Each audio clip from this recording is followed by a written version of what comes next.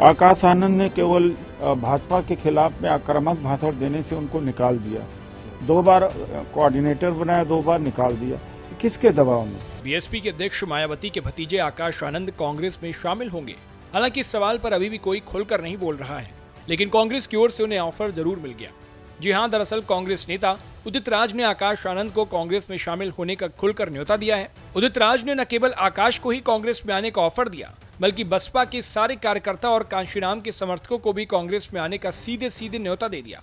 उन्होंने आगे क्या कहा, आप खुद ही सुनिए।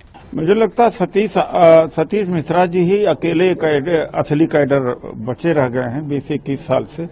मैंने तो किसी और नेता को नहीं देखा जो इतने लंबे समय तक ताकतवर बना रहा हो, और सतीश मिश्रा जी हैं जो प्रेस में बात कर सकते हैं, बाकी किसी की हिम्मत नहीं है। दूसरी बात है कि मायावती जी ने खुद बीएसपी का बीजेपीकरण किया है। मैं केवल कह रहा हूं, उस बात को कोई आरोप भी नहीं लगा रहा हूं। जब 2022 में मायावती जी ने कहा कि सपा नहीं जीतना चाहिए, भाजपा चाहे जीत जाए, तो इसके मतलब कि आप बीजेपी को मजबूत बना कर रही हैं, इंडिया गठबंधन को। राहुल गांधी जी ने रायबरेली से कहा कि अगर ये समझौता करती लोकसभा चुनाव में तो बीजेपी 160-70 तक सिमट सकती थी, और आज केंद्र में सरकार इनकी न होती, तो इसका बीजेपीकरण हो गया। आकाश आनंद ने केवल भाजपा के खिलाफ में आक्रामक भाषण देने से उनको निकाल दिया।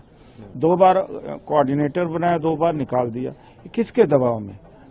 ईडी, सीबीआई, इनकम टैक्स दबाव में। इतना जो दबाव है तो विपक्ष खड़ा होगा उनके साथ में, बोले तो कम से कम, लेकिन इतने दबाव में अपने आंदोलन को तो न बर्बाद कर दें। जिस तरीके से एक और आपने लगाया कि 1 लाख रुपए की बाउंटी भी आपने बताया है कि मैं पुलिस में कंप्लेन कर चुका हूं।